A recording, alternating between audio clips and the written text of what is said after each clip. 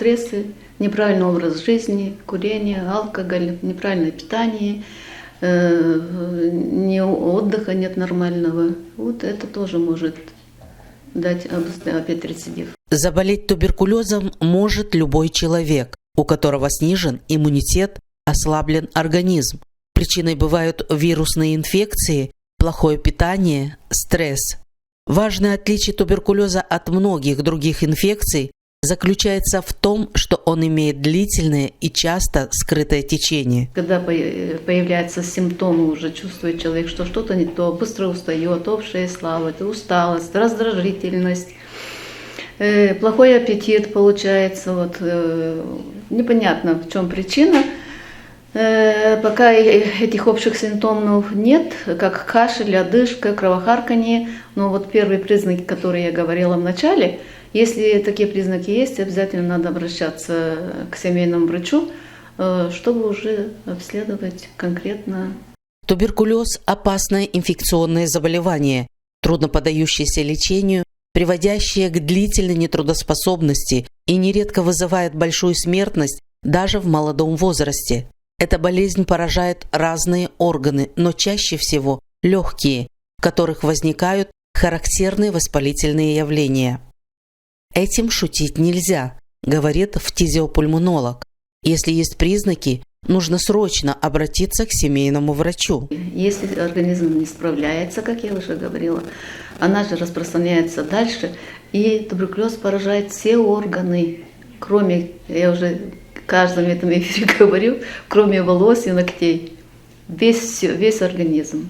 И глаза, и уши, и легкие, кишечник, печень, селезенка, кости, все поражает. Туберкулез остается актуальной проблемой здравоохранения страны, несмотря на то, что заболеваемость населения данной инфекции в течение последнего десятилетия ежегодно снижается. Туберкулез – это социальная болезнь. Однако нельзя забывать, что палочка Коха не различает социального статуса и с одинаковой эффективностью заражает как бедных, так и богатых. Как раньше считали, это болезнь бедных, сейчас эта болезнь считается, не имеет значения. Бедный ты, богатый, может поражать любого человека.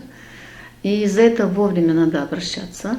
Хотя бы даже если нет у тебя, потому что иногда она протекает бессимптомно. Вот человек когда-то делает, вот через определенное время проходит рентген, там кальцинаты, остаточные изменения, он переболел этим туберкулезом, но сам организм справился. Бывает и такое, но не всегда организм справляется. И когда появляется, как я выше уже сказала, кашель, температура, одышка, кровохарканье, это уже поздно.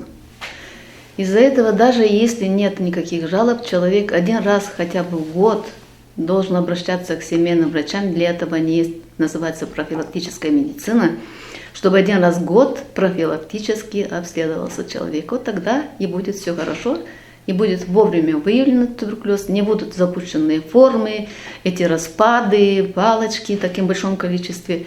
Вот, и вовремя, если малые формы туберкулеза, и легче лечить, и меньше времени надо. Диагностика и лечение туберкулеза в Республике Молдова являются бесплатными, а своевременное обращение за медицинской помощью и строгое соблюдение указанного лечения являются основными компонентами успешного лечения. Насколько информированы жители Камрата об этой болезни и знают ли они о симптомах туберкулеза, об этом мы узнавали на улицах города. Какие симптомы? Воспаление, температура большая, кашель сильный. Смотря какая ситуация. Если человек почувствовал первые симптомы, не подозревая, не зная, что это, лучше обращаться сразу к врачу и лечить, не запускать, потому что на сегодняшний день очень тяжело. Здоровье. Что излечимое эта болезнь? Легко? Я не могу сказать, что это излечимое, но попытаться предотвратить дальнейшую ситуацию это надо. Опасно и страшно, конечно. А так, слава богу, миновало мимо нас, и не сталкивались, и надеюсь, что и дальше не. А вы знаете, как передается болезнь? Капельным путем? Нет? Капельным путем. Да? Вот При если кашле. Знакомый был, или, может, были Через ситуации? посуду. Вообще, Что eu pe Moldova nu știu vorbesc. спать. Да ну что балласт. Ног у нас. А как передается? Вообще никак. Ну что. Спасибо Богу, я вообще Именно этим не болеем, так что не в Насколько курсе. проинформированы люди вот об этом заболевании? Опасно Ой, ли? честно говоря, даже не знаю. Знаю, что она передается, не знаю, с контактом с человеком. Не знаю, через еду, наверное, через воздух. Вот. Считаете, это опасная болезнь? Или ее на сегодняшний день не такая? Может, Раньше страшная? была опасная, на сегодняшний день она уже как? Есть медикаменты разные, которые помогают справляться с этой болезнью. Вы своим деткам ставили прививки? Как вы считаете, защищают они вообще малышей? Может быть, ставили, я, если честно, не знаю. А как считаете, вообще прививки защищают деток от этой болезни? Вы в этом плане спрашиваете? Ну, как вам сказать? Лично я думаю, что да. Да, почему? Потому что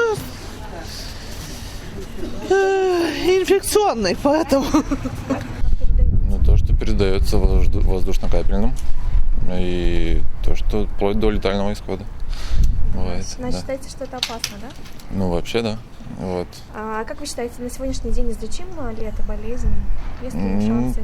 И слышал, что что-то есть, да, какие-то шансы, да, есть, что излечимо. А насколько люди проинформированы об этом заболевании?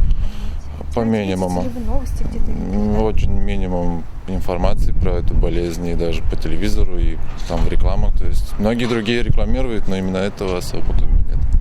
Ну, туберкулеза. Я знаю, что сильный кашель, бешеный, легкий, там чуть ли не разлагается уже. Я смотрел передачу, у человека был туберкулез, он рассказывал, как его перенес, он уже умирал. Вот. И жена не знала, что делать. И у него там чуть ли уже легкие от кашля не выходили с кровью. Поэтому важно ли обследоваться до того, как... Да, конечно, естественно, не надо запускать. Но здоровых людей лучше не вакцинировать. Вот. Здоровых не надо трогать. Если вы уже больной, уже пускай лечится, как поможет ему Бог. Вот. Я не знаю, какие слова там подобрать. Но если человек попал в такую ситуацию и заболел, естественно, он должен принимать какие-то меры. Современная медицина располагает эффективными средствами для лечения от туберкулеза и имеет возможность излечить большинство больных. Чтобы излечиться от туберкулеза, необходимо пройти полностью курс лечения под наблюдением врача-фтизиатра. В Молдове вот у нас 2 года уже тоже эта схема принимается. Называется короткие курсы лечения, только без инъекций. Раньше вот это, получали больные 6 месяцев 9 инъекционные препараты. И это очень было тяжело, потому что это и болезненно, это и неприятно 6 месяцев 9 получать инъекции. А сейчас только таблетированные и короткие курсы лечения 9 месяцев. Вместо 24 по 17 месяцев только 9 месяцев. Но ничего опасного сейчас нет, если вовремя лечиться. Такие формы сейчас редко бывают. В первые годы пандемии коронавируса многие больные оказались в группе риска, рассказывает фтизиопульмонолог Камрадской больницы Анастасия Тукан. И многие пациенты вынуждены были общаться с врачами по телефону и принимать лечение дома. У нас есть как группа риска, уже как прием же людей, когда вот температурили, это они в основном лечились через телефон с семейными врачами дома, потому что, чтобы не заражать ковидом других, лечение проводилось на дому. И из-за этого группа риска, которые хронические больные были, есть, хроническими бронхитами, астмами, сахарный диабет, ВИЧ, хроническая почечная недостаточность. В общем, много хронических болезней, которые эти больные обследуются ежегодно. А во время ковида эти группы риска, которые не обращаются, они не обследовались все, только которые обращались с жалобами. Насколько важно проводить обследование и с какой периодичностью надо это делать, своими мнениями делятся с нами горожане. У нас вообще принято, человек, пока его что-то не зажмет, у нас никто не идет, никуда ничего не делает. Вот. А так бывает вроде важно, там идешь в больницу, но когда тебе лечат что-то одно, могут тебе испортить что-то другое. А вот если бы у вас, не дай бог, были бы знакомые, вот как вы считаете, как вообще люди к этому относятся, к одним таким людям? Ну, все пытаются остерегаться от людей, которые болеют этой болезнью. Вот. но оно же передается и заразный, как бы каждый бережет сам себя. Да, но нам Вот. же прививки ставят, то есть не все заразные. Ну, в принципе, да. И жалко, с одной стороны, этих людей, потому что они становятся как отброс чуть-чуть в общество. Как вы относитесь к такому человеку, который переболел? Нет, слава богу. Да. Нет, мы не переболели. Да, миновало нас это. А как Участь. считаете, насколько важно прививки ставить? Вот малышам ставят прививки, насколько это важно? Зачем? Очень важно, это же опасная болезнь. Конечно, важно, прививки надо делать. А как часто надо обследоваться? Вот, например, как? Ну, хотя бы раз в год, я так думаю. Я-то не знаю. Ну, хотя бы раз в год. Как врачи говорят, ну хотя бы раз в год проходите какое-то общее обследование. Держать дистанцию и изолировать. Самое главное, тот человек, который заражен, чтобы он изолировался и пока не входить в контакт. Я с такими людьми не сталкивался. Вот, поэтому сказать не могу. Если в семье кто-то болеет, то не бояться. Этого человека надо поддержать, не гнобить его, не сказать, не отвернуться. Надо поддержать, потому что чем больше внимания, поддержка, тем этот человек, у него хорошее настроение, и тем лучше излечивается туберкулез. Тем более сейчас очень большое внимание выделяется туберкулезу, даются талончики на питание, да, 53 лея, и дорожные даются 140 лей в месяц. Так что выходят за месяц где-то 1100, 200, даже больше 400 лей, сейчас увеличили, и на питание, и это, и инвалидность дается, все человеку дается, только чтобы он лечился. Этот человек во время, когда он должен лечиться, он не ходит в коллектив. Любой человек, мы коллектив не допускаем. Будь то работа, будь школа, люди эти не ходят в общественные места. Когда все курс лечения заканчивается, этот человек здоровый, как и все остальные люди. У нас мы все инфицированные, мы все имеем в организме эту палочку, просто она в спящем виде. Мы инфицированы этой палочкой уже. Так что от этого не стоит, после как человек уже излечился, бояться не стоит. Если сравнить последние 3 года заболеваемости туберкулезом по Камрадскому району, специалисты констатируют, что в 2020 году было выявлено 37% больных, а в 2022 году 31%, на 6% меньше. По сравнению, вот у нас как началась эпидемия ковида, в 2020 году было у нас взято 14 больных, вот в 2021 уже более-менее ковид спал, и уже 23 больных появилось, взяли на учет, это уже 33% было, и в прошлом году, в 2022 году 22 больных, 31-4 больных, немножко вот уже стало лучше. Всего я имею в виду. А из легочных патологий туберкулез легким было 11, 17, и в прошлом году 24. Уже немножко лучше стало выявляться, но все равно это еще недостаточно выявления. Надо более активно и больным людям обращаться, потому что сейчас лечение очень эффективное. И уже туберкулез не такой запущенный бывает.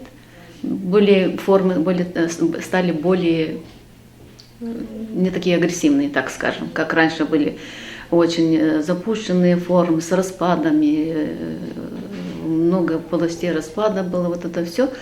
Сейчас как таковых, если человек вовремя обращается, мало таких запущенных форм туберкулеза, и появились новые препараты, которые более эффективные, и схема лечения намного короче. В Республике Молдова на 2022 год общее число больных туберкулезом составило 2120 человек. Уровень заболеваемости туберкулезом в Республике Молдова на 100 тысяч жителей составляет 43,9 человека.